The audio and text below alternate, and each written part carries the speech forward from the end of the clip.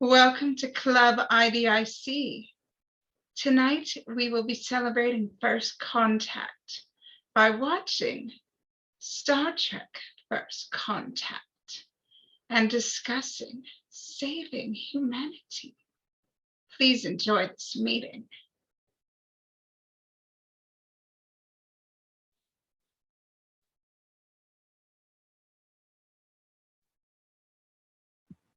Hello. Hello, how are you? I'm all right. How are you? Sorry I'm late. It's all right. It's good somebody showed. Yeah. I've seen the movie a few times, but I never mind watching it again. Oh, it's one of those movies that you just never mind watching again. Right. And it's certainly proper, given that it is First Contact Month, and given that First Contact is the cornerstone of IDIC. Without First Contact, we don't have humanity developing. I mean, it's not just about humanity, it's about everybody taking on human-like characteristics onto themselves and becoming more whole. And in this movie, humanity's being threatened, diversity's being threatened by a species who craves conformity. Yep. I think we all know some people like that. Oh, yes. Or know of them, at least.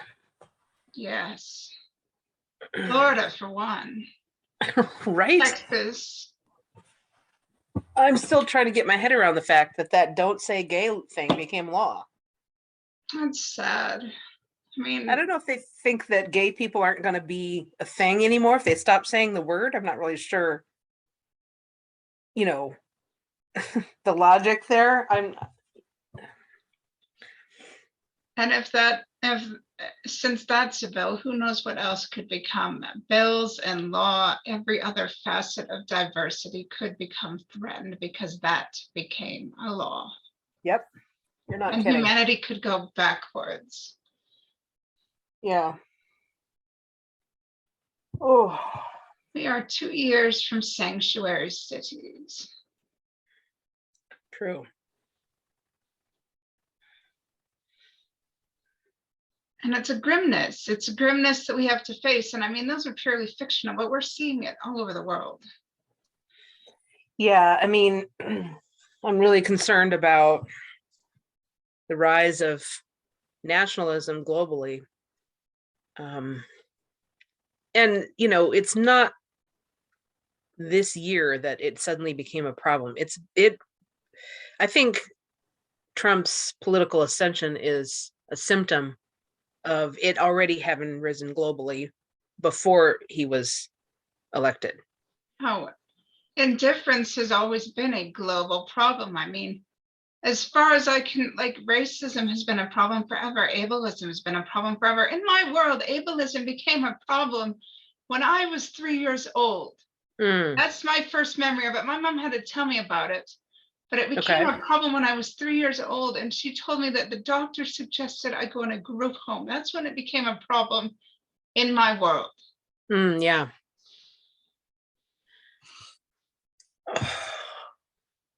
You know what that reminds me of is, and I'm not at all saying that this is the same. It's a tangent.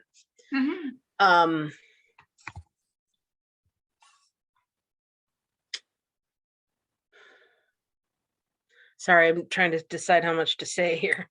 You know what, this is a place, I mean, it's recorded and you know this, but you know what, this is very liberal speaking. I don't think anybody's going to shut us down. People have sworn on here, people have said things freely. I'm not going to judge you. This is a safe space.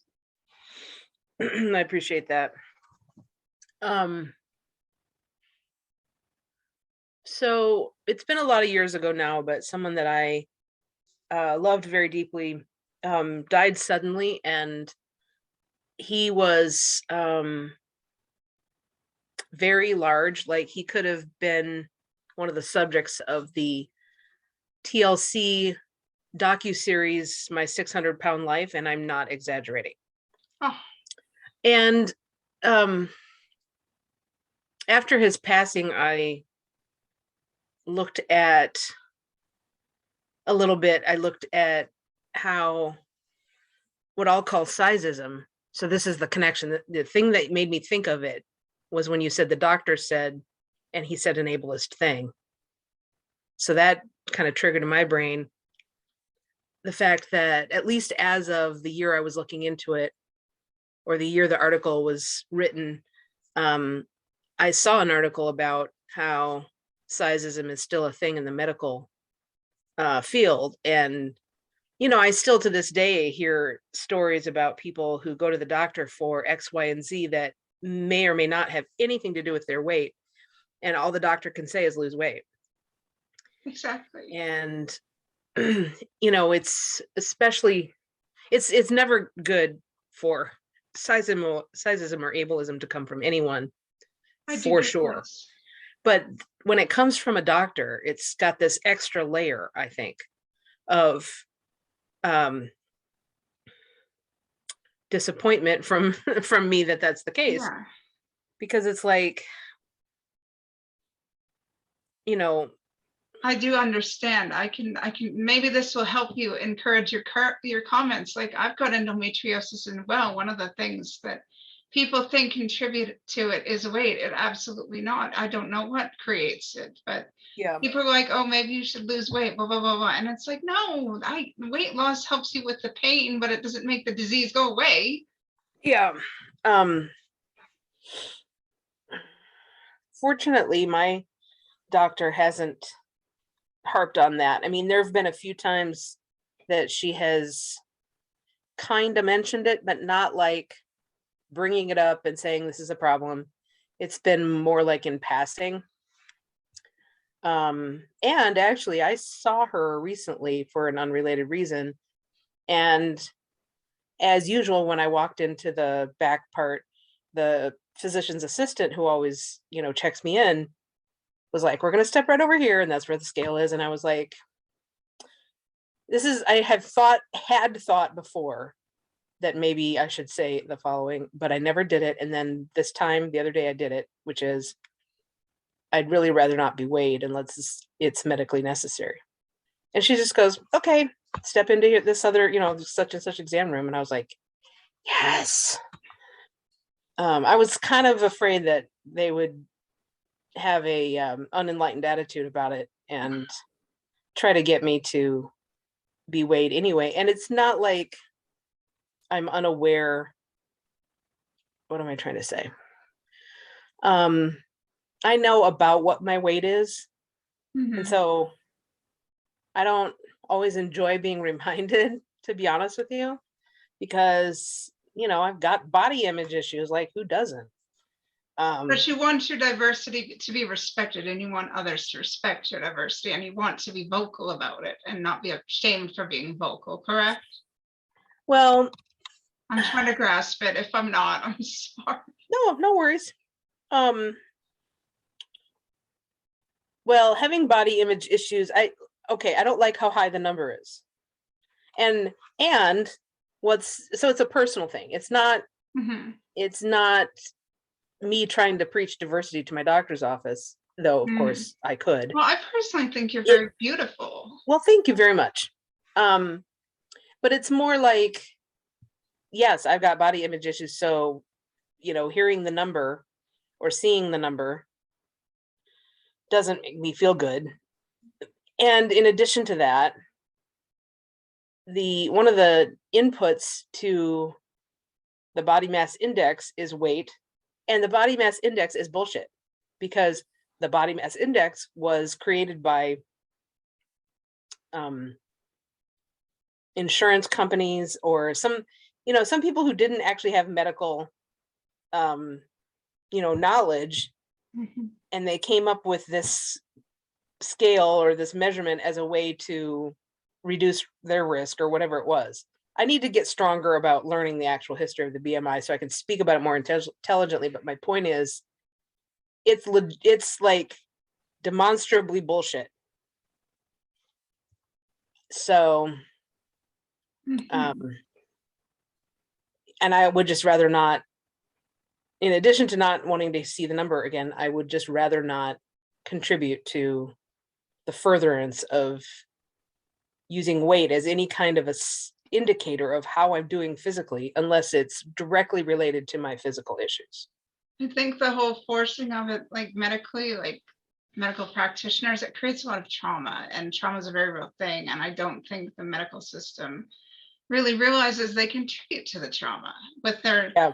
need to bring all these things to people's attention. Right. Right. As if we don't know how much we weigh, like I said, you know.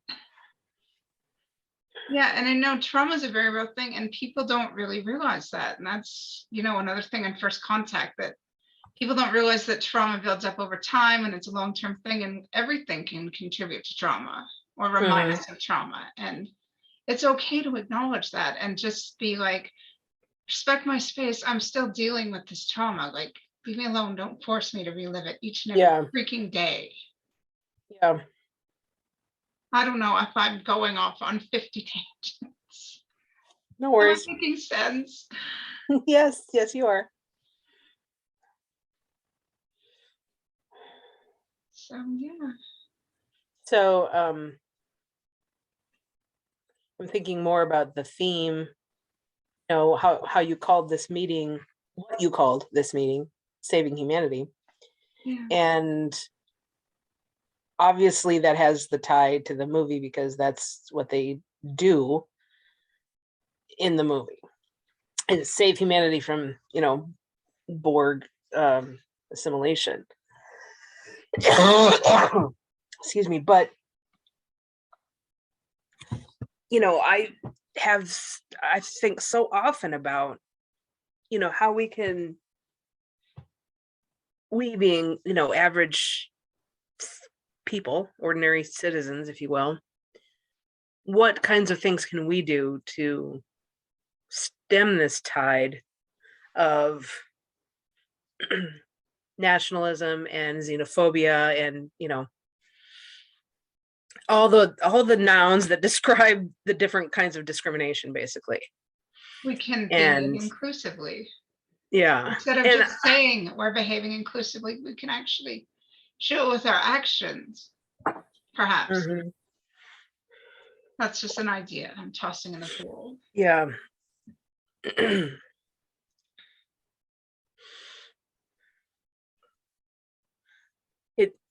It feels difficult to affect a lot of change as one person. Oh. Now, I think we all know of people who have affected a lot of change through whatever they did. So, and then the message, the cultural message around that is often, oh, never doubt that one person can make a huge difference, blah, blah, blah. And I get that, but sometimes I think that requires skill sets that I don't necessarily have. For example, I know someone who created a nonprofit organization that the organization provides grief support to a specific grieving population, and not just like support groups, though those can be very valuable. But this organization hosts 3 per year conference/retreats for this grieving population, and it provides an online forum that people in that community can join. It provides a pen pal type service. One arm of the organization is doing research in that it's widows in the widowed population, and contributing to that whole field of research. And I could go on. There's a bunch of other things the organization does, and so obviously she doesn't do it all by herself. She is a collective. My point is exactly, she was able to gather somehow people who help her to do this. And I don't know, I just don't feel like that's my strong suit, is because I've experienced it a number of times in my life where essentially I try to get other people to do certain things and it doesn't go well. Right. Have you ever considered that what, like, the Borg are so good at doing what they do? Like, why do you think they're so good at doing what they do? Because they have a collective and they're just very efficient at getting things done because they don't let petty things get in the way. They just know their job and they do it. They don't let petty things get in the way. They just simply have a goal and they do everything they can to accomplish their goal. And we as humans let petty things get in the way. We let differences get in the way. We let disagreements get in the way. We let indifference get in the way. And we can't ever get things done because we let our pettiness get in the way. But the Borg get everything done. Well, Because yes, they but don't let petty things get in the way. they also erase free will, which I'm not willing to do. I know. So But there's it's like, a small problem. we need to find a way, I think, and we haven't done this yet. As much as we say we have as humanity, we haven't figured out how to work in an efficient manner while allowing our humanity to, like, temper it. We haven't figured out that balance yet. And even, like, I was just thinking as you were speaking, even Picard's recovery took a long time because he didn't really let others participate in the recovery as much as he probably should have. It took Lily Sloan screaming at him about it, like, stop obsessing over this and actually look to people, let them help you. Stop obsessing over this thing that you couldn't control. Before he actually started smartening up. I mean, he didn't even recover fully then. He had to, it took a really long time. Well, and if you are a viewer of Star Trek Picard, you know that it's still, I know. he's still dealing with it. I mean, that tiny little scene between him and Seven toward the end of season 1. Did you regain all of their humanity? Yeah, they were talking about it. And he was like, but we're working on it. And she's like, every damn day. And I'm like, man, so relatable. And then when he went to the cube, sorry, did I cut you off? No worries. Go on. And when he went to the cube and the Borg grabbed him, he just freaked the flip out. He's like, ah! Yeah, it's a trigger. That moment, that kind of moment, it can be a trigger. And that reminds me of seeing in one of the Ready Room episodes about Picard season 2, one of the producers, Akiva Goldsman, said that essentially he was like, if there's the closest equivalent that humans have to time travel is trauma. He's like, I guarantee that there's a part of you that's stuck in the worst moment of your life. And I was like, yes, so true. And so I honestly think that what they're going to do with this season, at least, if not the whole rest of the series, is eventually uncover what happened to him early in his life that made him push romance away the whole time.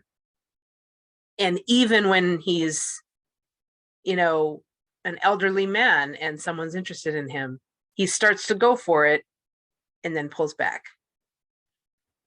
Have you seen that part? I was a little behind on season 2, but we can discuss it. It's fine. Well, then I just spoiled something for you, and I'm terribly sorry about that. It's fine. I don't even watch the Ready Room. I kind of, because of my own traumas with other groups, I don't interact with a lot of social groups or other things within the Star Trek fandom except for this. Okay. Well, the Ready Room, I suddenly don't know what I was going to say about that. Lost my train of thought.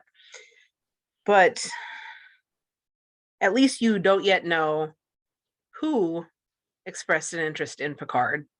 So hopefully that will still come as a pleasant surprise whenever you're able to see that. Well, I've read the autobiography of Jean-Luc Picard, so I know that he's had people interested in him, and I know that he's had quite a life, and I know that he's given up romance for duty before. And well, yeah, I mean, I think that's pretty clearly portrayed in TNG because, you know, him and Beverly, first of all, and then him and I'm not always good with names of obscure characters or lesser seen characters. Nella Darren. Say again? The Nella Darren. They sat in that little corridor in the ship and played their instruments. Oh yes, her. Thank you. But the person I was also trying to think of the name of was Marta. Oh, she's the woman who oversees the trial in Measure of a Man. That woman. Her name. But you know who I mean. I do. She's got short, like curly hair. I do know who you mean. That was also a like could have been but wasn't kind of situation, if I remember right. And then of course there's Vosh. So he's actually kind of a ladies' man, except he's not a ladies' man like Riker's a ladies' man. But first of all, and secondly, you know. Well, okay, here's the argument on Riker, and I'm gonna cut you off here because we all know Riker's heart always belonged to Troy, and he was just pretending to like everybody else. That's fair. I mean, but see, what I don't know, and I haven't read a lot of Star Trek fiction, so maybe there's stuff out there that explains this. And if there is, please don't tell me because I may eventually read it. But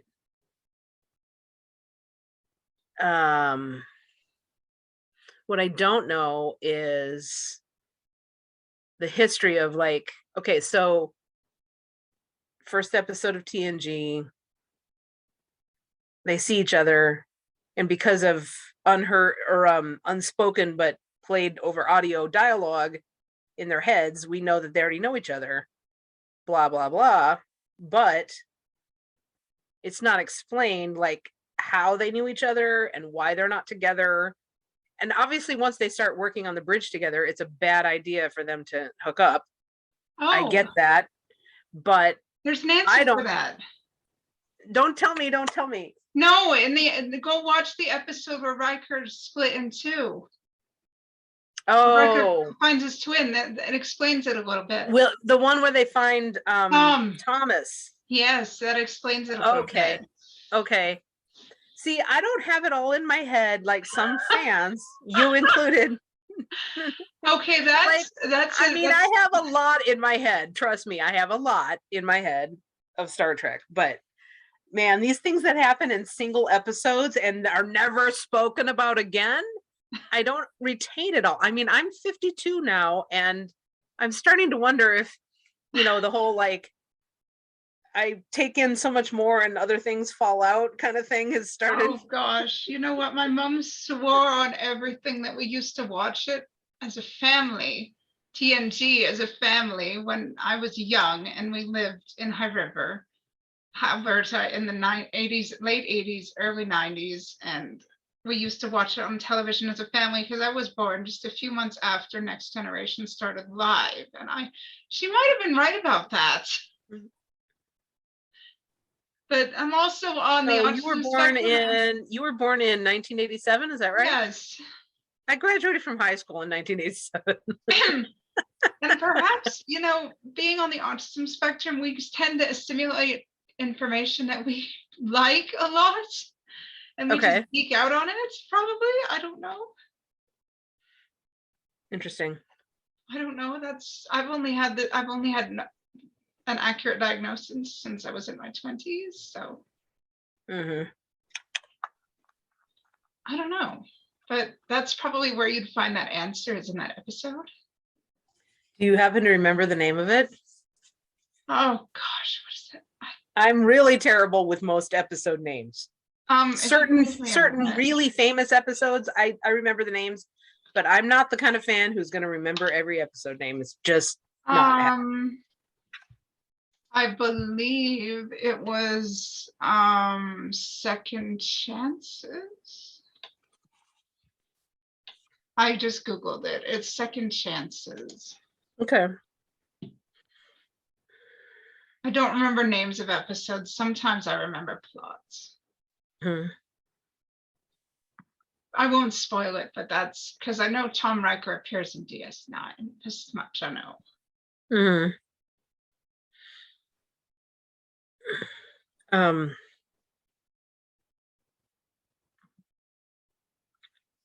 Well, now I'm having the whole train of thought starts and goes away thing again. Well, like I told you last time that I showed up, I suspect I am ADHD plus, which I still haven't confirmed. I just have been living with it, if indeed I have it, right, for however long. And then there's work, which I just got off of about an hour and a half ago. And then there's like the world as shit show.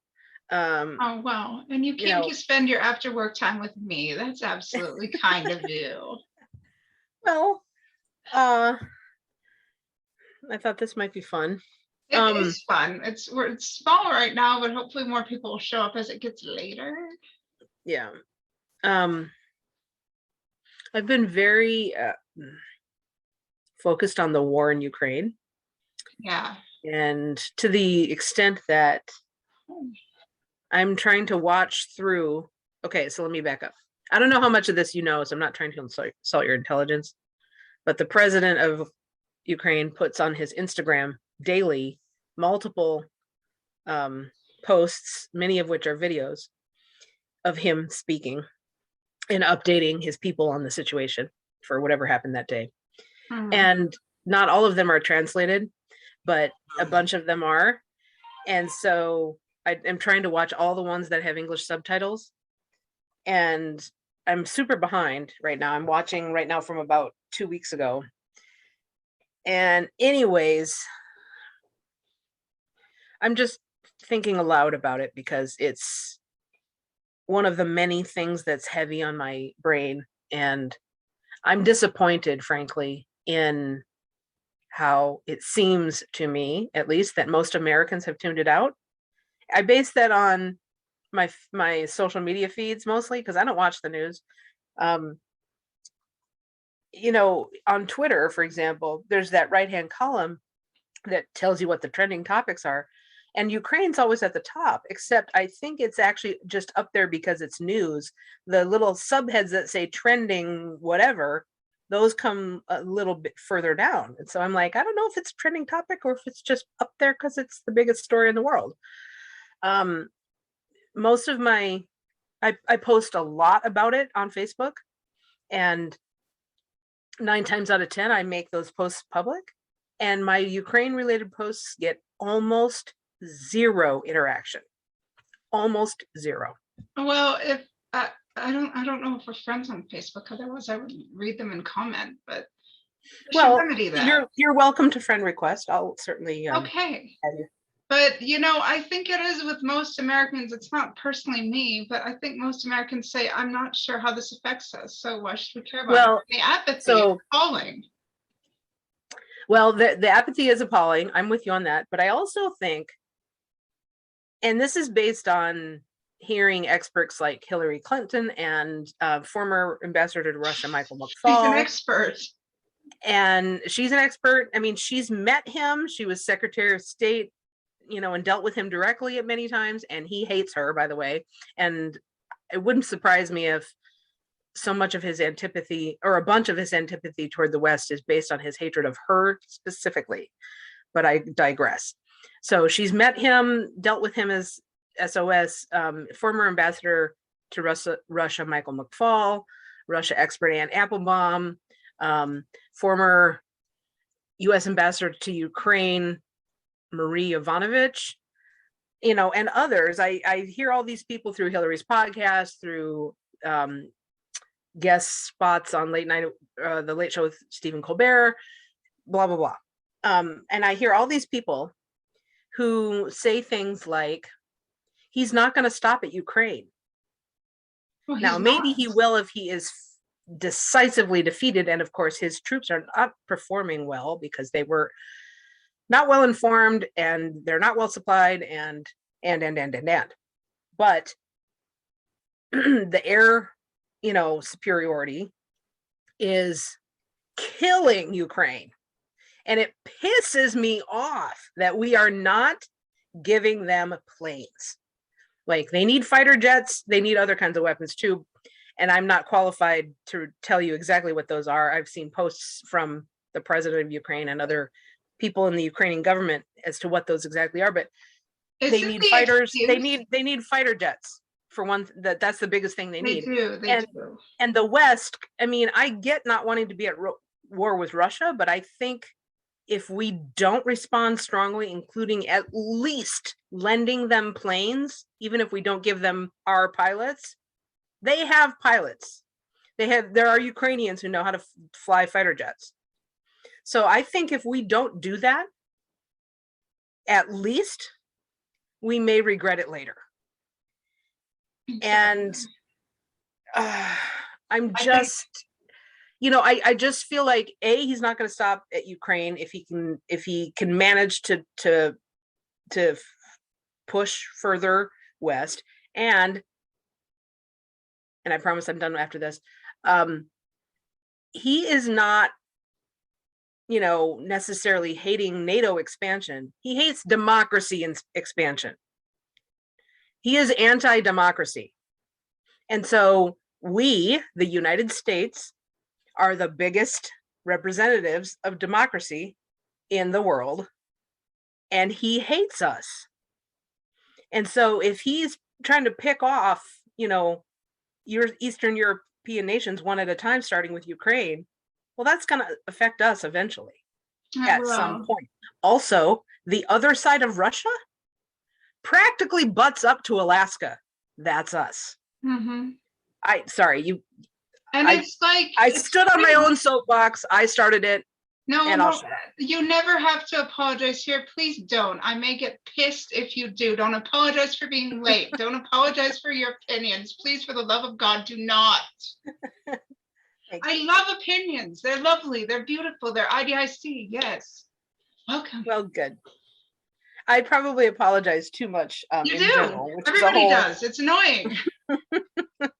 It's a whole problem, but I've heard the excuse that Ukraine's not a NATO member. That's why they're not worthy of protection. Everybody is worthy of protection. Everybody is worthy of love. Everybody is worthy of compassion, whether or not they are in some exclusive club. Yeah. Borders are lines on a map used to divide us. The person right across the border who's Ukrainian is just as human and worthy as the person right across the border in Poland or what have you. I'm completely with you. Completely. IDIC is about diversity, and Russia right now, and I hate to make comparisons to Star Trek, Russia right now is behaving like the bloody Borg. Exactly. You're not wrong. And they're assimilating everything and everyone, and we need to bond together. We need to care and show compassion so that we aren't assimilated, because everyone is facing a common threat. And if we don't act to save humanity, then humanity will be at the mercy of someone who doesn't care to quit until everything is destroyed. Yeah, I completely agree. I mean, I've even heard things like, Putin doesn't even care about his own soldiers. He's just throwing people at it, and he doesn't care if they die, couldn't care less. And in fact, I also heard that President Zelensky hand wrote a note that to be delivered to Putin, and it was, and I don't know what the note said. I haven't completely studied this story, but apparently Putin saw the note and said, "Tell him I'll thrash them. He's a monster and we need to defeat him." Like, people are like, oh, this is not going to affect me. Have any of you ever heard of the poem First They Came? Yes. Yes. I mean, it affects everyone. And it's really, we have to think back, and I hate bringing this up. We have to think back to the Holocaust, because chain reactions happen, and one event can affect everyone for generations. And we have to be mindful of the fact that one small act of ignorance can create so much hurt and so much widespread chaos. I know at least I think I know why you were like, oh, I hate to make this comparison, because too many people have compared Hitler when the comparison was not at all apt. But I think in the case of Putin, it's apt. Like, Like, why and he's why? not necessarily saying it in an ethnic way, like all Jews are bad or all whatever are bad. But actually, you know what? I think I heard that, yes, Anne Applebaum, one of the Russian experts I mentioned earlier, I had never heard of her before this war, but she's written about Russia extensively. And she was on CBS Sunday Morning as well as on Hillary's podcast. And she said that he wants to destroy Ukrainianness. Well, Not not only just that. not just Ukrainians, Ukrainianness. Well, can I And reveal something as well? Just I'll yeah, let you. I'm sorry for no, go ahead. interrupting, but No, go ahead. he also hates members of the Church of Jesus Christ of Latter-day Saints, of which I am a member, because Mormons, I don't know if you've read the news, Mormons have also been arrested in Russia for being Mormons. So he hates Oh, I didn't know that. as well. All right, Well, that's just news to like, me. But it shouldn't be news, unfortunately. I'm sorry, Anthony. How are you? Well, apparently I didn't miss the screening. no, we haven't you were started very yet. animated in discussion. I noticed. I got going, and We poor got going. Heather We're both had to guilty, deal with and me. you better not apologize. I What, kind me of or just Connie? did, and I heard myself do it. This has been a lovely discussion. I'm very pleased by the diversity. Anyway, yes, you were going to finish your thoughts. Yeah, I don't know what else it was. Oh, you were talking about Mormons, and that reminded me. Thank you. So just like Hitler, he doesn't have just one prejudice. Hitler not only hated Jews, he hated gays, he hated disabled people. I don't even know all the ones, but Jews were his big deal, but he had others as well. And people forget that, I think. And But religious people. I think that one of the youngest to die, it was because of Hitler, was actually a young 17-year-old Mormon boy named Helmuth Huener.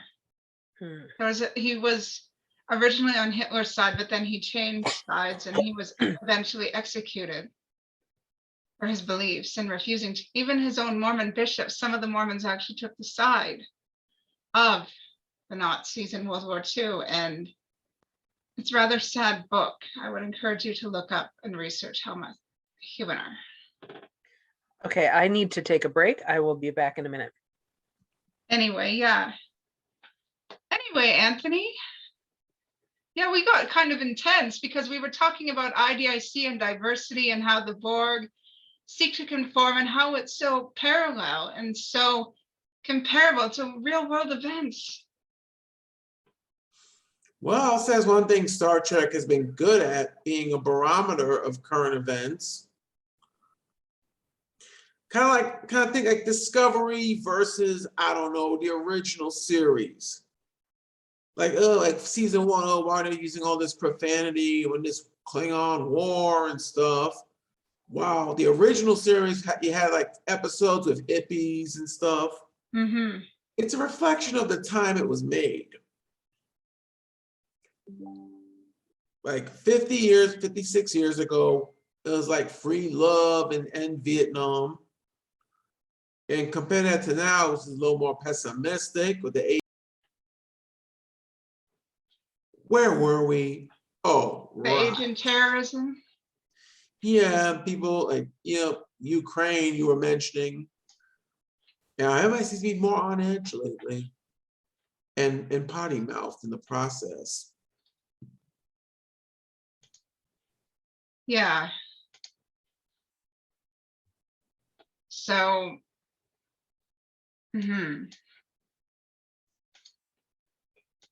very much. So it's like, I don't know. A lot of people give Discovery and all the news shows flack, but it's telling stories and encouraging people to look past Star Trek and also look at real life as well. Yeah. So, And real quick, like how I've been, well, without getting too into detail, I had to play the role of federation, mediate a dispute between two parties. I'm And how'd that sorry go? to hear that. Seems to have gone relatively well, I must say. Both parties understand each party understood the other, and they didn't quite strict flat out say I apologize, but at least they agreed to calm down. Mhm. Well, I don't know how that fits into IDIC. Well, infinite diversity. I mean, when you have infinite diversity, you learn to settle your agreements peacefully and without war and strife and indifference coming into play. Isn't that right? Well, you would think we would learn, but you know, oftentimes I feel like, man, I cannot believe we have not figured this out better as a human race. This being whatever, lots of things. Fill in the blank with a lot of things. So I think not only figuring things out, how to better ways to be, better ways to interact, better ways to resolve conflict, not only is figuring those things out important, but how you pass it down is super important too. Because it's nice when one generation figures something out, but then future generations don't necessarily carry that forward, and hence history doesn't repeat itself, but it rhymes, as they say. History's sure rhyming now. Exactly. Yeah. And the people's lack of willingness to care about history rhyming is why it's rhyming so well and so fast. Yeah. I mean, it's only been what, 70 or 60 or 70 years since World War II. I mean, there are people, not many if it's 80, but there are people alive right now who remember it because it was happening while they were children. So think about that. And now in their fallout of that. Yeah, and now in their elderly years, they're seeing war again. Side note. So I do have to say that one of the effects this war has had on me is that not because of my own self, I must say, but because of other voices I was hearing online, I sort of was like, oh my God, there's war in Europe again. When there has been war in many other places in the world, and I was not paying nearly as much attention, and I wasn't up in arms about it when we were the ones bombing, fill in the blank with a lot of countries. And so I'm trying to just think aloud about the fact that, like, why did I go, oh my God, wake up, there's war in Europe? And I didn't have that same kind of boom, oh my God response when we started bombing in Syria, for example. One example of many. And I'm not coming to any conclusions yet. I'm just sharing that that's in my head as well. I follow the Middle East news online sometimes because my dad worked in the Middle East, and I've always had an interest to understand why he went there and worked there and spent a lot of time there because he worked there in the 70s. And people are asking the same thing over there. Why are people so concerned about the war in Europe but ignoring us? This isn't fair. Palestine and Israel. Yeah. I mean, IDIC includes about caring about everyone equally.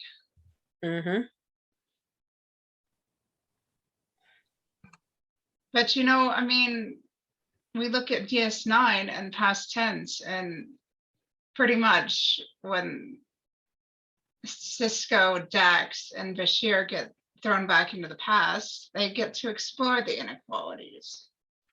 in the sanctuary districts, and they get to see how unequal it was, and we're seeing it now. Oh yes, and the interesting ending with the guards, they worked in the sanctuary district.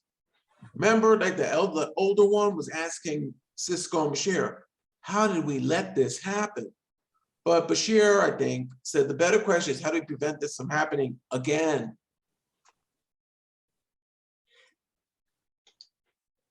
Well, it's happening. I mean, obviously people don't learn too well from Star Trek. You're not kidding. I mean, the fact that there are Star Trek people who call themselves Star Trek fans who are upset about the diversity in Discovery, for example, I just go, what?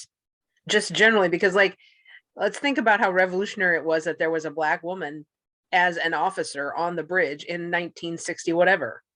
And there was an Asian man piloting the ship, and there was a Russian in the Cold War year, period. And there was, all sorts of other characters I could reference. And people are mad about the Stacey Abrams cameo. Right? And even in the fandom. Did you see Ted Cruz's text? Did you end up seeing that? I did. It's sad.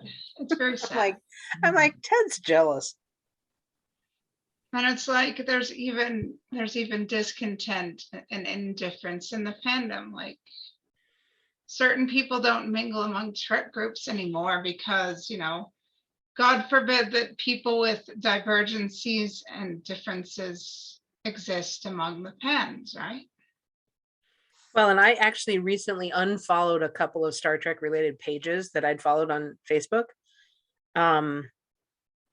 And I honestly can't remember the exact post or whatever that made me go done. But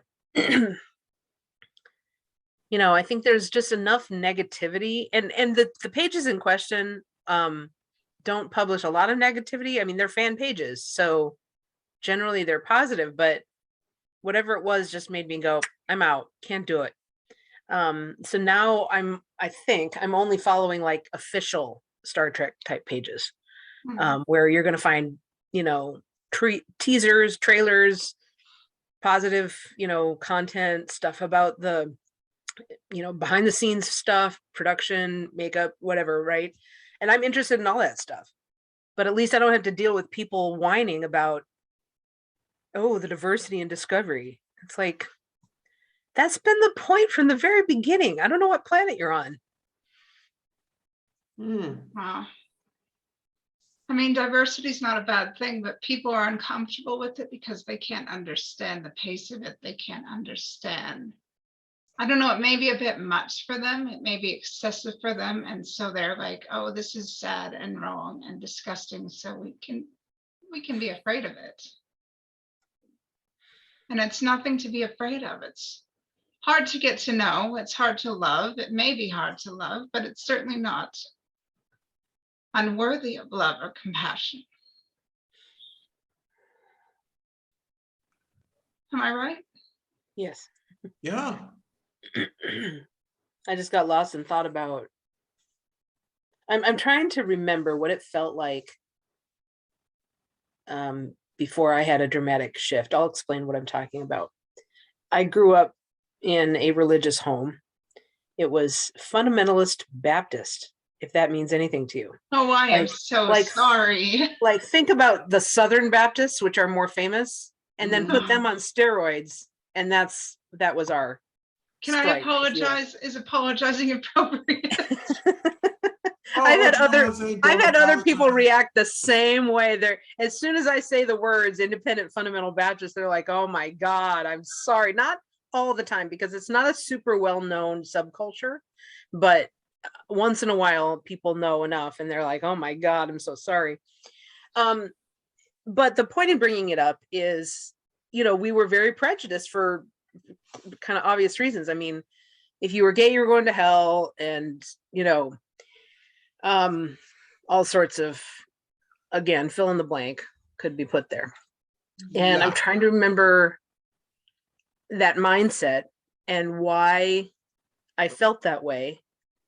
And I can never, now that I've shifted so dramatically, which I could also talk about how that happened if you want to know, but I'm trying to remember like that mindset and what it felt like. And I don't ever remember, I can't put my brain back there.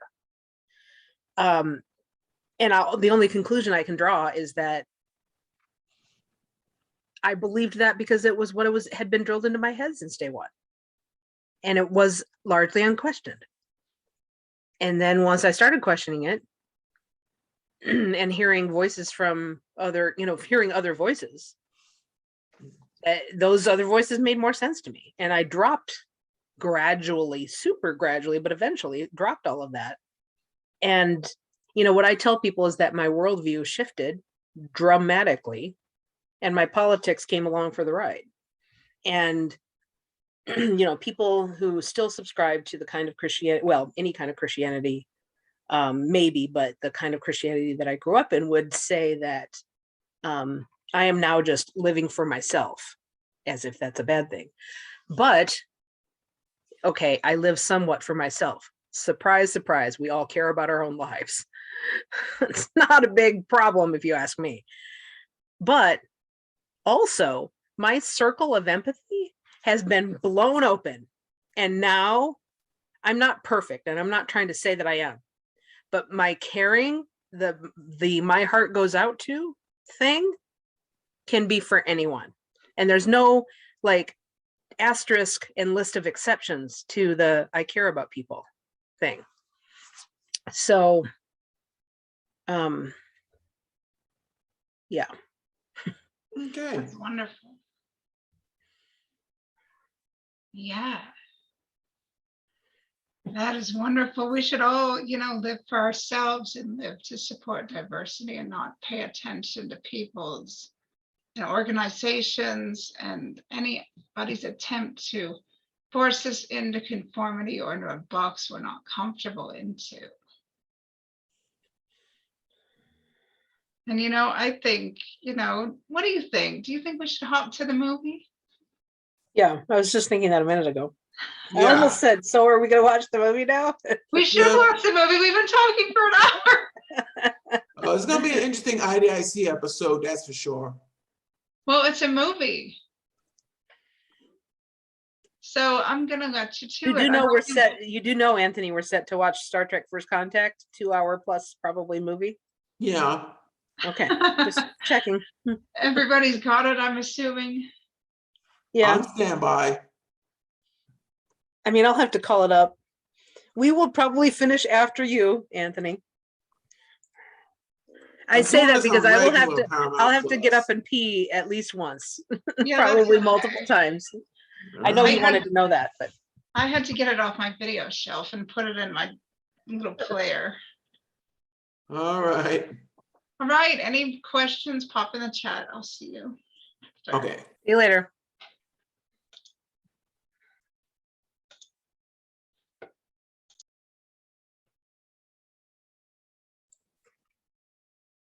May I speak now? Yes, that was a lovely movie. I was crying by the end. And did that Vulcan look like T'Pol's ancestor or descendant or whatever, that one Vulcan at the end? I don't know. Kind of like all those Borg mannequins to me. Yeah, I remember when they were walking, when they were trying to simulate the ship, those are not like actors that would land up on the wall. I read somewhere those were mannequins, it's just painted to look like Borg. Well, do you know how much it costs to get that many Exactly. extras? Extras cost money. Having been a background actor, having acted, it costs money to pay all the honorariums for that many actors. So Do extras get royalties? I would bet not. no, just honorariums, but sometimes they even work for free. Yeah. Oh, and I just figured something out. About 2/3 of the way through the film, I heard a male voice griping. I thought something was wrong with my Paramount Plus, but now that movie's over, I'm looking, oh, that must be Jake talking. Yeah, I feel bad, but Happened? what? Oh, I don't know. Okay. I mean, I decided to start this early tonight rather than the usual time because it's a movie and it takes longer. And Right. if we started late, then people would be tired by the time we ended. Especially those in the eastern areas. Yes. And Anthony gets tired and cranky when it's too late. Yes, you do. Don't give me that look. What look? Okay, I agree. Now she's gone and left. No, I'm here. I'll be back on camera in a minute. He's probably giggling.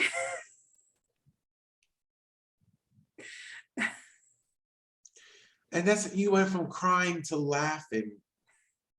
Yes. Oh, and this is a funny thing. You could use this as a segue into a screening of Enterprise. Which episode?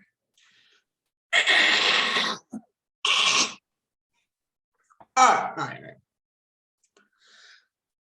Well, maybe the pilot episode, Broken Bow. Oh, we've already done Broken Bow. Well, I wasn't there for that one, but Oh, you Yeah, know what? yeah. At some point, we're going to have repeats because I'm going to ask people what they want to see again, and we'll have more discussions just because. But I think we or are. if you really want to look at a Vulcan episode of Enterprise, look at the Forge. That's one we haven't done yet. Yeah, it's season 4. We haven't done that yet. We may have to. But I think I'm going to look at the schedule really quick. What are we doing next week? If I can't remember, I haven't memorized the schedule, but I can tell you in a minute what we're doing. Because I wrote the thing down. Yes. And I do try to make these like screenings, real we try to world make them obligations aside. Yeah, I try to make the screenings fun. Oh, we are doing an actual Enterprise episode, Terra Nova. Wait, is that a season 3 episode? That's a season 1 episode. That's about the deep space colony that lives underground. But tonight we are talking First Contact, and Yes. the whole comments about the digress. evolved. The whole comments about the evolved sensibility. We really don't have any of that now, do we? As much as we like to pretend. So I'm trying if I Do you recall look amused? Yes, remember the theme of tonight was what? Trying to save humanity? saving humanity, yes. But, well, I'm just thinking out loud. Well, we had the Picard Ahab moment Mm-hmm. where he was letting that cloud his judgment. Number 2 in my book, how the Borg queen thought she had data. Mm-hmm. He was going to blow up the Phoenix. He pretended. I don't think he actually intended to do any harm to it. He had to pretend. Data's a very good actor. Yes, I already told you how I met Brent Spiner, the actor, but that's another story. And last but not least, how Dr. Cochrane saved humanity by moving humanity forward in his own way. So he kind of saved humanity from the wreckage of World War III. And it's very sad. Like, I don't know if any of you have read the novelization of First Contact, have you? Mm-mm. Well, I haven't. Lily Sloan, actually, she used to be a university student, but because of like the whole situation, like she ended up having to leave because the university ended up closing, and then she ended up going on the run with her parents trying to find cures. I think her mother got cancer and her father suicided. It was quite sad. And then she ended up running from place to place, trying to find a place that she could call home. And then she ended up meeting Zephram Cochrane, and they ended up pursuing this dream together as friends. Although I'm such a geek that I read the novelizations and I have them on my shelf. I have a bookshelf, except for the bottom shelf dedicated to Star Trek books. There's nothing wrong with that.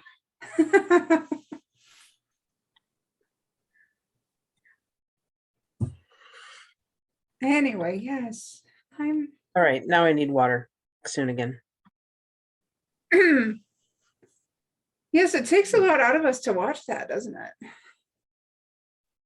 Feels the same to me. Feels the same? Well, we start in an interesting place in this episode. I guess I'll open this up. Like,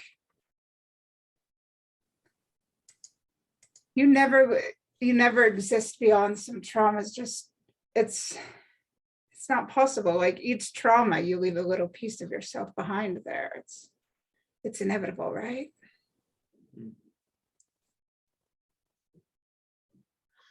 So That's where we start. He left a little piece of himself behind in that experience. I suppose by that metric, I'm a shell of a person. You're not a shell. It's either because you're a that or phoenix. the lighting on me is creepy. You're not a shell, but you're a phoenix. You left a piece of yourself, but that doesn't mean you're not a person. Lighting on you is creepy, but that's a separate issue. I was just talking about how, when it comes to trauma, and we addressed this before, how when it comes to trauma, you always leave a little piece of yourself behind, as Picard did when he was assimilated, a little piece of him. Lots of pieces of him were left behind. Wow. Oh my goodness. Whoa, Jake. Ah, Whoa. You look so good. Oh, Okay. thank you. yeah, I actually went and got a haircut. Yeah. I've never met Jake before, so hi Jake. And now you have to tell me why they're freaking out. You look so different. He used to look like Charlie Manson when I first saw He him. looks so good. He looks so, oh my goodness, he looks like he's had a makeover. Okay, so I take it your hair was longer. Yes. Okay. My Wow. God. Much longer. You look so handsome. Your face is amazing. Oh, thank you. We should all have someone tell us every day that our face is amazing. He was amazing before, but now like you can see his face and it's like, it's just amazing, even more amazing. Thanks. Anyway, Yeah. Back to the topic though, and I told Heather this before you guys, before the movie and before you guys were on.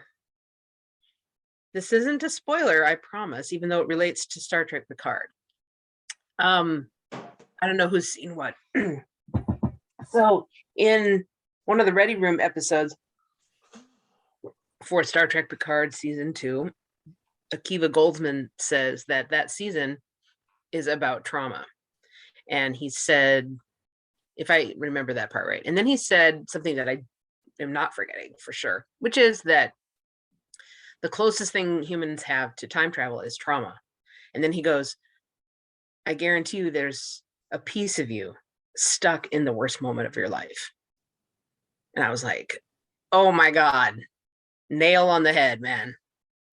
He nailed it. it's true. Well, now it's a little less creepy there, Anthony. I see. I think of that.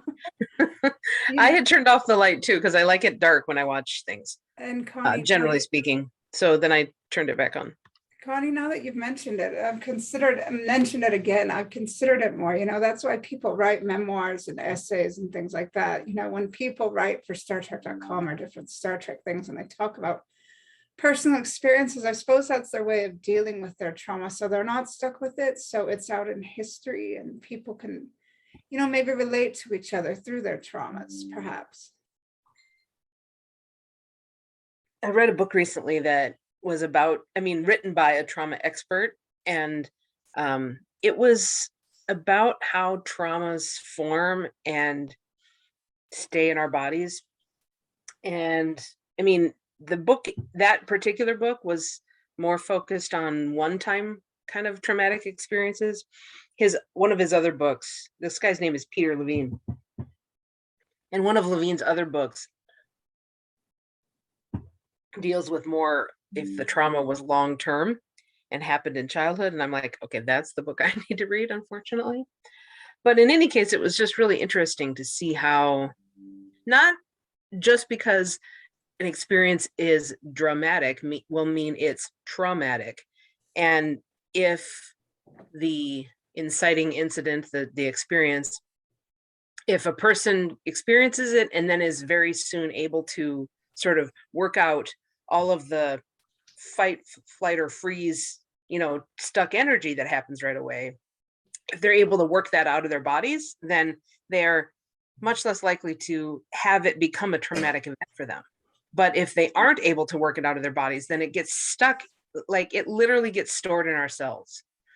And so he actually invented a method for helping, like a therapy technique to help people resolve their traumas. It's called somatic experiencing. I don't know a ton about it yet because the book doesn't really cover the how-to of it. But anyways, just thought I'd share. That sounds lovely. I might want to read that. Yeah, it's very interesting stuff. And even with this, Picard does allow himself, he forces himself to face the Borg again. And they do it to the point where they actually preserve history and save humanity from being destroyed. So I don't know if he does anything to really help himself except become aware that he can't become the monster that he survived. Mm. And that's a big thing. Like, it's so easy to become what tormented you, what destroyed you. It's so easy to become a hateful being just because you were hurt by a hateful being, but you can't do that.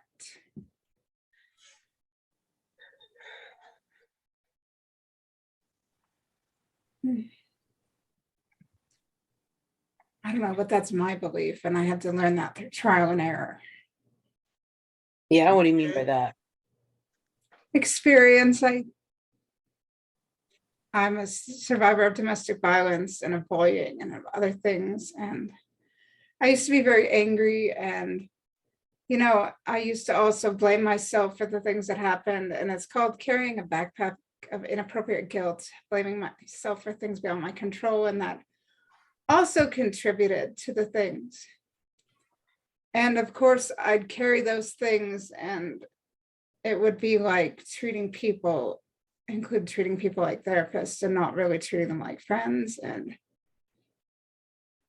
I just learned that I could set those things aside and really come onto the court with those things. And I didn't have to become the monster that I survived. I didn't have to turn into someone I wasn't. I could live beyond that pain and the experiences, and real forgiveness and grace could come into myself if I let it. I don't know if that makes any sense. Okay. It was really interesting that you said treating people as therapists, not as friends. Is that what you said? Yes, I have been accused of that, and that did lead to a bit of a downfall. Yeah. I know where to begin with that. My end. Number It's one, not I had people calling me, like figuring I could absolve them of their troubles. Well, I'm not saying it's a bad thing, but we me as a should treat each therapist, other. We should and treat each me, other more as I had to friends. learn to let people go. And talking about this, Heather will get this joke right here. Heather's not wearing her glasses. No, well, this. Is this a napkin that he's holding? napkin. Really? Really? You're such a brat. I'm gonna come to New York and throw a cannoli at your face. I really am. A chocolate covered cannoli. Yeah, Connie, private joke. Don't worry about it. Yeah, I'm confused. I'm like, Okay. No, it's a joke. Like I cry a lot on call, and he always offers tissues, and I'm gonna throw a cannoli at his face out of pure love, and he'll probably eat it. Even though he hates them, it's bad to waste food, so he'll eat it. okay. It's a joke. Yeah. But no, it's like, I don't know, there was a time where I was very needy and just reminded of inherent worthlessness. Like it was back during the beginning of pandemic and I had lost my job and I was just in a very needy place and I allowed my, I don't know, darker days to overwhelm me to the point where I became too needy and not much of a friend, and it led to some bad things happening. Hey, that thing took most of us to a bad place. It's not just you, Heather. But the important thing is we made it out of it with most of our faculties intact. I guess that also explained Jake's haircut back then. Well, there are certain things that cannot be repaired. So. True, But- all jokes aside, yes, there are some things that like trickier to heal than others, especially psychological stuff. Now that's the thing between physical torture and psychological torture, is that the psychological lasts longer. Yeah. Like, people need to be more united and have compassion on each other. And that's, we were talking about IDIC and the need for greater understanding and patience and inclusion before, because first contact is really the facet about on which IDIC stands. It's like without first contact, we wouldn't have the opportunity to develop IDIC. And it's like, they had to have a lot of patience back in the days of Zephyr Cochrane to even build that ship. I mean, the world was a mess. The world's a mess now, but the world was a mess. It's going to be a mess. And they had to do a lot of things to build that ship in those times, with so many people suffering and dying, very few governments. Right? Oh yeah, funny thing. If you probably have to look for this on eBay, maybe. Mm-hmm. But see if you can find on the book Star Trek, the first 150 years. Now, part of that book kind of touches on the material from First Contact. Do you realize how many books I have in my house? I've told you, right? Yeah, you say you have a whole bunch of Star Trek books in your house. I have 7 bookshelves crammed into a living room. Where am I going to put that?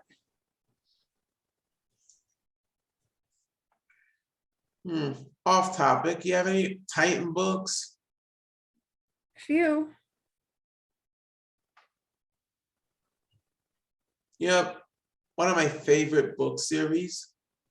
And looking at the USS Titan, NCC 80102. Why do I remember that? Oh, that kind of Titan. I don't think I do, but I have to check. I found this huge collection of Star Trek books, like $40 worth at a thrift store one day, and I just was like dropping all this crap into my basket, and the people at the checkout were like, "Really?"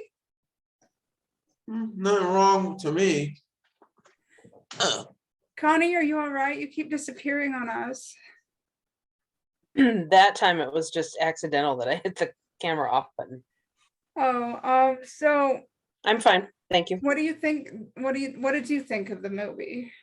Oh, well, it's great. I've seen it multiple times. So I didn't actually watch it the whole time this time. I let the sound play and did other things sometimes. But I mean, it's iconic. It's the best, in my personal opinion, it's the best Star Trek movie in existence. It is. It So- involves time travel, drama, realizations about oneself, self-forgiveness, self-acceptance, and love, and compassion, and a lot of action. I mean, it really also talks about what's probably going to happen to us if we don't get our act together. We're probably going to end up like all those people in those little tents striving to go out into space, but we might. Well, do you remember what I said earlier this evening Not really. about how like modern Star Trek is differentiates from the original series? And you got to remember when Gene Roddenberry first penned Star Trek, Mhm. this planet was on the verge of nuclear annihilation. Little things like the Cuban Missile Crisis and stuff going around. That's true. And like we were talking earlier about history, how it's, what was the word you used, Connie? I can't remember. I don't know what you're referring to exactly yet. How it so. was repeating itself. I can't remember the word you used. Well, the expression that I've heard, and I think this was attributed to like Mark Twain, maybe even, that history doesn't actually repeat itself, but it rhymes. Rhymes, yes. And it's like people really need to wake up and have an evolved sensibility. I mean, we are in 2022, and yet we are seeing social regression on so many levels. And we shouldn't be. Where's our evolved sensibility? Exactly. And everybody's so quiet, and I want to know why. I'm doing a lot of pondering, honestly, when you say things like that, because it just kind of gets me. I don't know why that's funny. Because I I'm start shocked thinking, because I didn't think that my words had such an impact. I mean, really? Well, I try don't not to. apologize. Don't apologize. That was kind of an apology. Yes, and I'm trying not to be the guy who runs his mouth endlessly. Well, you're not. Speak You up are. when I have something worth saying. You have everything worth saying. You have everything worth saying, so say it. So let me throw this at you. Okay, go ahead.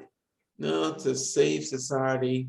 What if you had a bunch of groupies from 400 years from now show up at your front door? I'd wonder what I did to attract that.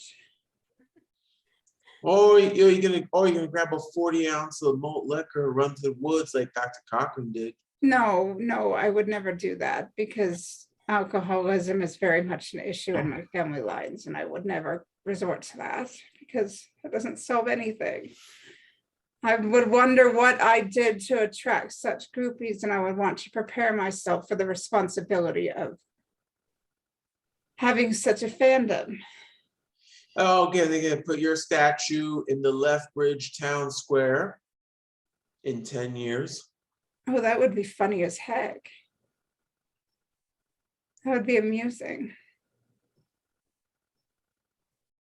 I would find it hilarious. We're a city, first of all. But I don't know. it would be somewhat intimidating, but you know, if somebody's done enough to be considered a role model, they don't really have a lot of time to freak out, nor should they freak out. They should feel honored. And they should do what they can to take the responsibility seriously and strive to be a good example to those they inspire. And they should always carry themselves with responsibility and grace and not make bad decisions that will lead those they inspire to make bad decisions. And maybe that's just me being formal, but that's my response. Okay. We accept. Not making bad decisions and potentially leading people to make other bad decisions reminds me of Slapgate. Well, I don't know if you read tonight, but Will Smith has formally resigned. Yes, he's resigned from the Academy, And I Which- feel, which I suspect they would have kicked him out if he hadn't said he would resign. Like, maybe, I don't know this. This part is my speculation, period. But I wonder whether they contacted him and said, you know, we're not going to let you be in the Academy anymore. And he's like, no, wait, I'll resign. That would just be my speculation of what might have happened. well, Because he didn't resign immediately.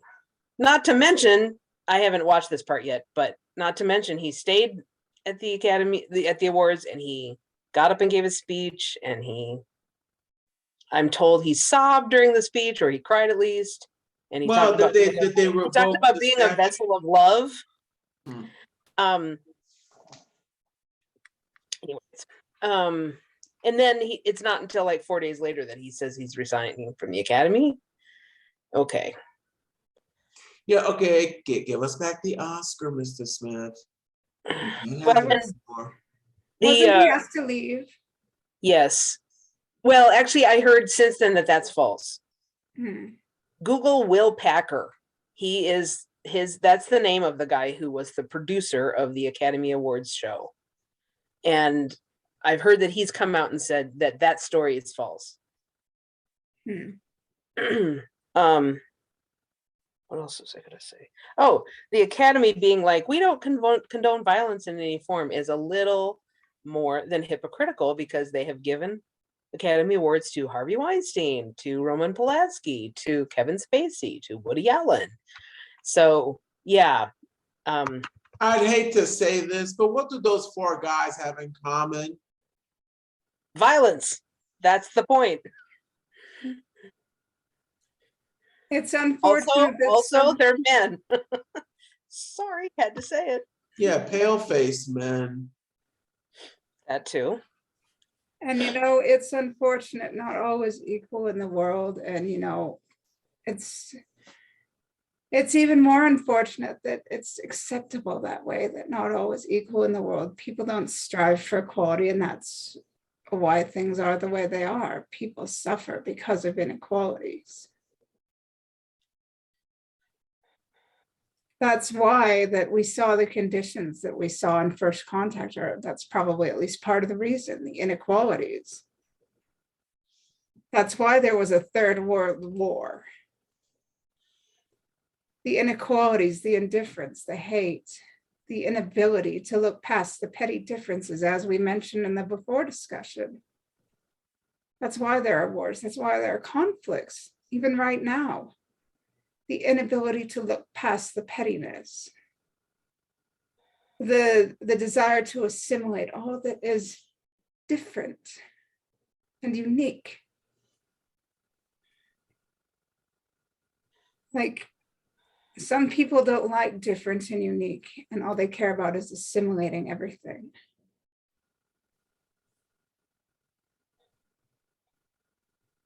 I might be intense on that. Okay. Well, caring about that kind of thing, that's a good thing to be intense about. Yeah, but I also want to give everybody else space to speak. I keep thinking about Brene Brown's book, Braving the Wilderness. Do you guys know who Brene Brown is? No. Okay. So, I'm trying to think of the best way to introduce her. Technically, so to speak, she is a social work professor and researcher. And she teaches, or has recently taught, graduate level social work students. And she also has her own company, but her main sort of gig is research. And she researches human connection, and including the things that get in the way of it, like shame, and the things that facilitate it, like empathy. And so she's written 5 New York Times bestsellers about topics related to human connection. And one of those is called Braving the Wilderness. And what this book is supposedly about is how to bridge that gap between, you know, different like camps and groups, kind of like the political spectrum that we have in this country right now.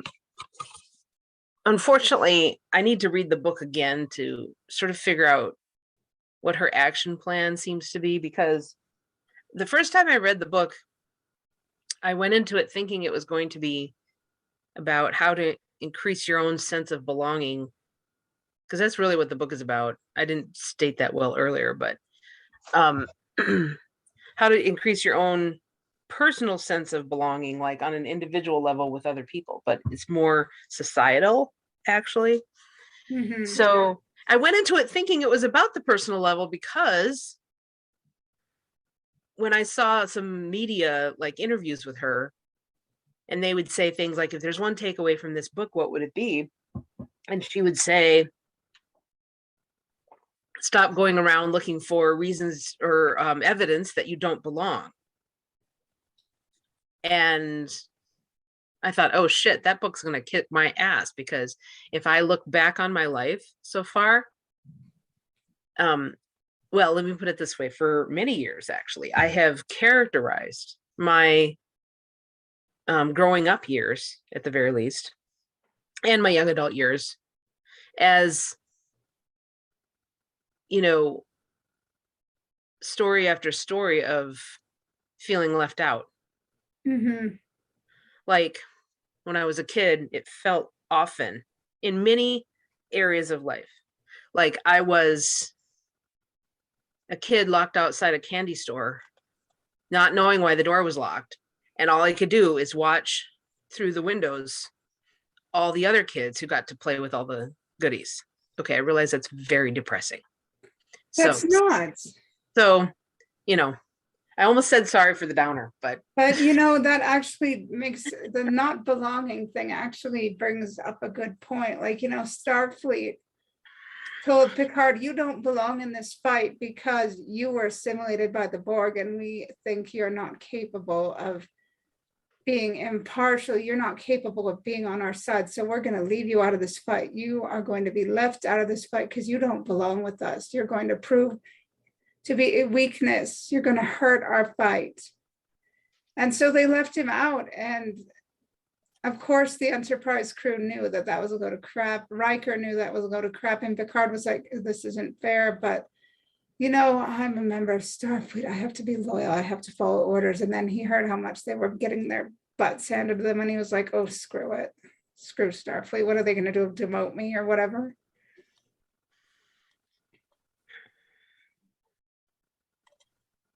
You know, it's like he realized how petty it was to accept their judgment that he didn't belong when it came to life and death.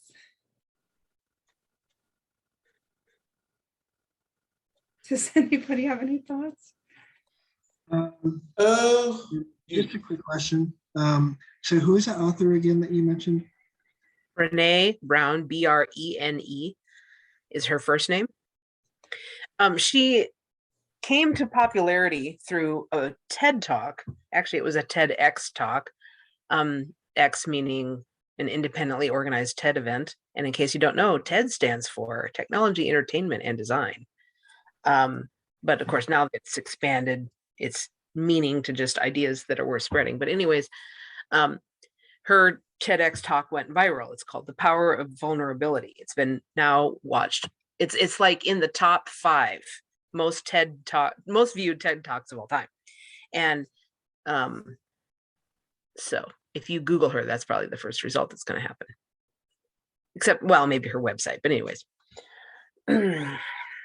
Highly recommended, by the way. I am a huge fan of hers. And actually, I wanted to say more about that book. You know, I kept thinking, where's the part about interpersonal connection and feeling like, how do I get to feeling like I belong? Because one of her big premises is that you have to belong to yourself first and foremost, and then you can belong anywhere or nowhere, and it's okay because you belong to yourself. And I'm like, yeah, I don't know what that means. I don't know how to get there. Well, how do you feel like you But can then the belong? whole time, just wait, the whole time in the book, she keeps talking at the societal level. I'm like, that I honestly, I was a little disappointed, not in the book itself, but in the way it had been couched to me before I started reading it.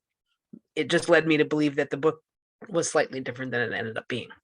So point being, I need to reread it to figure out this societal level stuff, because I'm of course interested in that too. So how do you feel like you can belong to yourself, though, if people don't make you feel as if you have a right to belong in their world or in the world in general? I'm sure that's how Picard was feeling when he was told, oh, you're not good enough to be a part of this fight because of your experiences, so we're going to put you out of the way. Well, I still don't know what she means by belong to yourself. I can't even tell you that I know what that concept means. It Tricky. means not being able to feel human because others have made you feel less so. Well, I mean, belonging to yourself in her world is a positive. Let's establish that. Mhm. And then the way that I'm interpreting what I've heard her say about it is, like I kind of touched on earlier, if you belong to yourself, then you can go anywhere. And even if the other people try to make you feel like you don't belong, it's going to be okay because you already belong to yourself. So you're fine. You're essentially fine. But I still have more learning to do about Well, perhaps it how to has get there. Perhaps it has to do with it. Now I'm thinking of this quote I heard in Princess Diaries: nobody has the power to make you feel inferior without your consent. I think it was said by Eleanor Roosevelt. That sounds familiar. It's about consent and giving people power about how you feel about yourself. If you keep the power, then you have the power to live. But if you give it away, then you're telling people, oh, you have power over how I feel and how I function. And that is one thing you do not want to give to anybody, ever. That's right, you don't. So honestly, it took Picard a little bit to realize this. And he had to snap out of it. And because it was a matter of, oh, if I keep accepting Starfleet's opinion of me, I'm giving them power over me. And if I give them power over me, I'm not in a position to help others that are in need of it. I have this experience, so I've got to throw their opinion away and use this experience to help people who are in true need. Otherwise, everybody's going to die. I like that how you said that very last line. Otherwise, people are going to die. Because what I was thinking right before you said that line was, it's tricky because Starfleet is quasi-military and you follow orders, like Beverly said, once the captain's mind is made up, there's no discussion. And, once the admiral's minds are made up, no discussion. So you can't willy-nilly go around unfollowing orders whenever you feel like it when you're in an organization of that nature. So you have to determine what are the situations in which disobeying an order is the higher moral thing to do. And, consequences be damned, because like you're saying, lives are at stake. And in my mind, that's generally a situation where it's okay to, because if you're going to save lives, that's of highest importance. Yes. But the average cadet / whatever rank and can't just go around disobeying orders willy-nilly whenever they feel like it. That's right. I believe, Jake, you're involved with military. What are your thoughts on all this? I'm sure you have some thoughts. We'd love to hear your thoughts. Following orders and other things. So having been in the military, generally, 99.999% of the time, you're supposed to follow orders. Now there is and I've experienced when I was in the service, I experienced 2 or 3 instances of this where I either told a superior officer no or something to the equivalent. And then normally I was given the chance to explain myself why I thought that way. And most of the time I got my way. It was only like 2 or 3 times. You have to kind of pick your battles a little bit, but if if I thought it was serious enough or I thought it would cause harm, then I would speak up, and for the most part, I was listened to. So I might have gotten a little lucky there, but yeah, that's kind of my perspective on following orders. Do I think Picard did the right thing? Yes, I do. I mean, yeah, they were getting their butts kicked, and they were closing in on Earth, and he had. I mean, what's you gonna do? You're just gonna sit at the Romulan neutral zone while they destroy or assimilate Earth? No.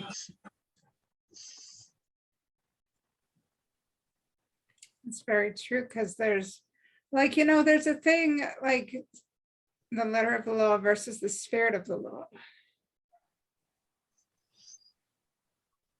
Like sometimes, like, I mean, the law is important, but sometimes there's special circumstance, like in turn, like life, to save a life, that you have to kind of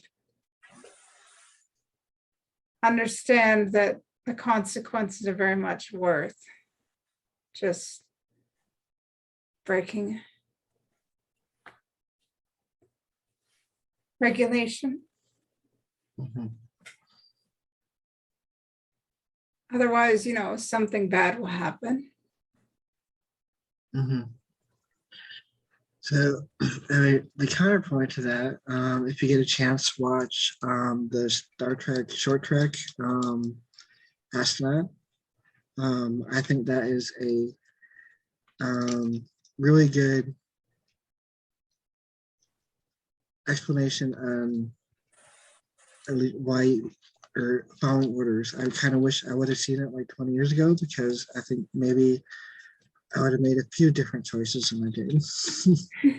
But I mean, because you have to accept the consequences if you choose not to follow orders and bad things happen. And that is probably a more likely occurrence than not following orders and something good happens, I think. That's true. You have to be very aware of consequences, and that all choices have consequences, and that once you make a choice, the consequence is inevitable, and you should always be aware of every choice has a consequence. So it's important to be responsible when making choices, Mhm. because then it's no longer in your power what happens. Right. Yeah.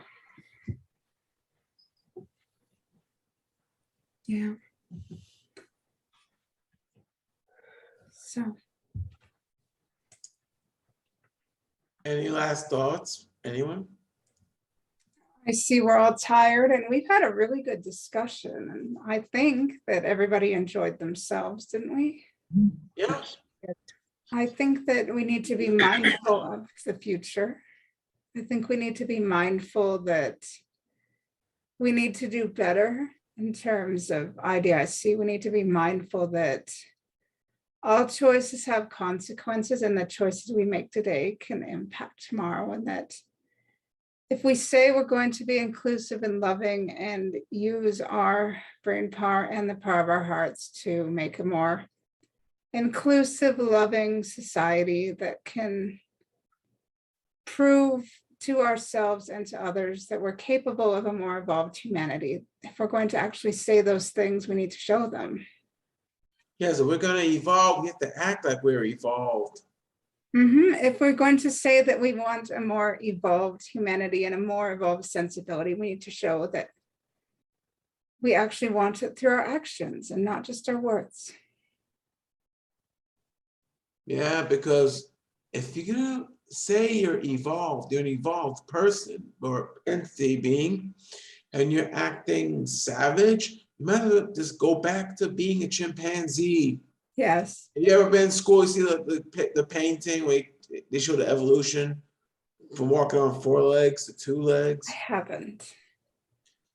But if we're not willing to actually show our evolved sensibility and our evolved humanity, we might as well Oh, you start evolved. trying for it. And with that said, I invite all of you to give closing thoughts, and if you have none, well, do you have any? Nothing springs to mind at the moment. No? I don't have any grand words to close with. I'd have to like think about that. Oh, well, if anybody, I mean, we can still talk if you want to talk. This doesn't have to be the end. I mean, I certainly agree with you. I just wonder if we're preaching to the choir a little bit. I don't know. I don't think any of the four of us disagrees with anything you just said. Oh, I think we're preaching to the choir. I think people have heard this before and they choose to ignore it, and that will be their downfall. The fact that people so strongly hold to ignorance, the fact that people cling to ignorance as if it were a security blanket and refuse to look beyond it, will be society's downfall. God help those who cling to ignorance like security blankets. That reminds me of my background again. So for Jake's benefit, I grew up in a very fundamentalist Christian religious background, and have shifted dramatically since then, or I probably wouldn't be on this call. But anyways, so an article that really hit home for me about relative to that was why it was called something like why evangelical Christians fear intellectualism or something like that. But it's all about how people who believe like that, it becomes a part of your identity. First of all, you identify as a Christian or a whatever. By the way, I'm not disparaging faith as a thing, like there's plenty of people who believe in science who are also people of faith. So I'm not denigrating the whole thing. Okay. I know you're not, but ignorance and IDIC cannot exist in the same realm.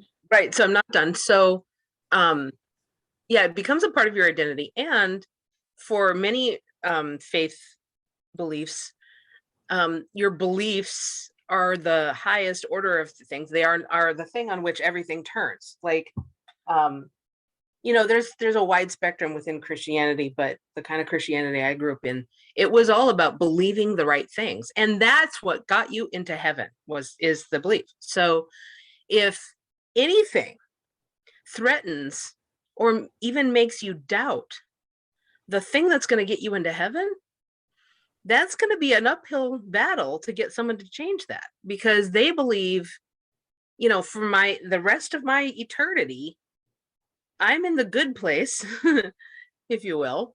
I'm not going to be in hell, whether you believe in a literal hell or a metaphorical one. Either way, not a good time.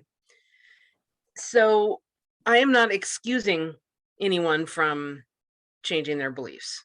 I'm just saying this is why it's hard, because it gets wrapped up into things that are part of who you are and part of how you think you're going to spend your afterlife. And, people don't loosen their grip on those things easily. Mm-hmm. Well, I think we need to grant ourselves grace and see ourselves as capable of growing beyond archaic beliefs. And we need to grant others grace and allow them to grow up beyond archaic beliefs if they really want to, and help them on that journey. Because that's part of IDIC.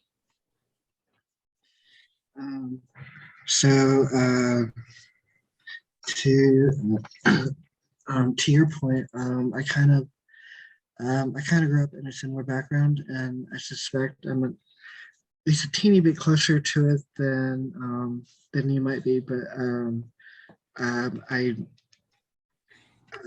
don't want to say that I'm in that camp. So hopefully that makes a little sense. I don't know. I think I understand you. Okay. So I know one of the things I've been thinking about the last month, about struggling with ignorance, how to deal with like I was actually thinking about putting like a like 3-part essay on this entire topic. um, but I I think the main thing as far as like ignorance and I don't know, confronting how you see yourself or confronting like your own like narrow vision, like this is the way life is, this is the way the truth is, this is the way the world is. Um, you have to be willing to, I guess, to use like a phrase from Star Trek Discovery, reach for others, and reach outside yourself and realize that there is much more out there than what you might think there is, I guess. And there might be more for you to do or grow beyond than what you think you are. I don't know if that makes any sense, but It talks to, it's like, you're talking about the essential nature of unconditional love, right? The essentialness of it. kind of. I mean, because I mean, you can't necessarily if you're not willing to know more than you know, then you're never going to be able to grow beyond your own ignorance. Mhm. If you can't like say like I'm going to see something from like another point of view that you don't necessarily agree with. I mean, unless you're willing to reach out to other people or reach beyond yourself, you're never going to be able to, I guess, grow out of your own ignorance, I guess. Mhm.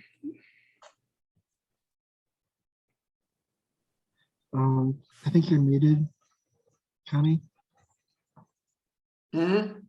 Sorry. What I heard you saying is that there's always more to learn, and we need to remember that, and everybody needs to remember that. And that's also called intellectual honesty, or intellectual humility, I should say. And that was an area in which my background was sorely lacking. I mean, everything was about certainty. I mean, I don't even call the kind of religion that I grew up in, when I'm really being honest about it, I don't call it faith so much anymore. I call it certainty. And actually, faith is, as defined in the Bible, by the way, is believing when you aren't certain. So unfortunately, over the centuries, it's grown into being certain about things.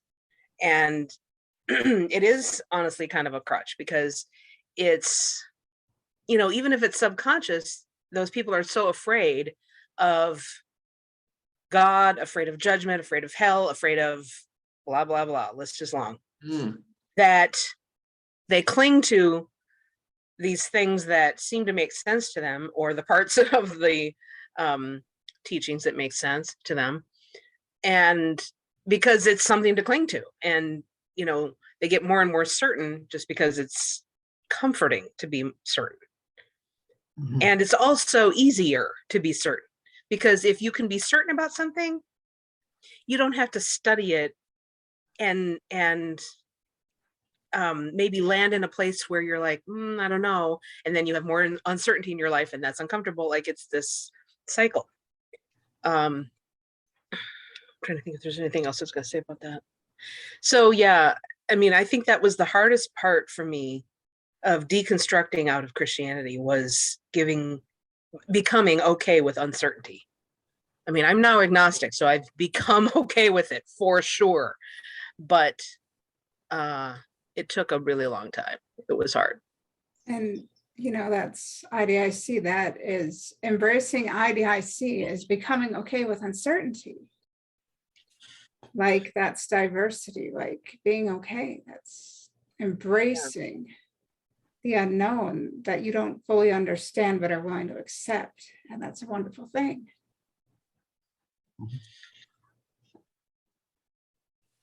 And that's what we should be willing to do always, is embrace diversity, be unafraid to move beyond our current self and not just say we exist in this one place and we're unwilling to move beyond it. We should embrace IDIC and diversity. We shouldn't be Cisco after his wife died and just stay in the one place and be afraid to move beyond it. Otherwise, we're going to miss beautiful growth within ourselves. We're going to miss seeing beauty in other people. We're going to miss a lot of things. We need to embrace IDIC and diversity so that we can live long and prosper. Okay. Anybody else got anything to say? No? I think what I just said is probably my Pretty closer. much. My closer, after all. All right. Well, everybody's happy. I love that. Anyway, embrace diversity, embrace IDIC. Don't be afraid to live long and prosper. I love you all. Okay. Night. Night. Okay. Thank you for coming. Thanks for hosting.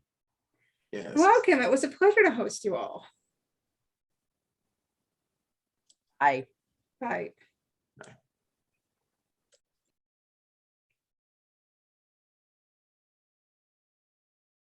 Thank you for coming to tonight's meeting.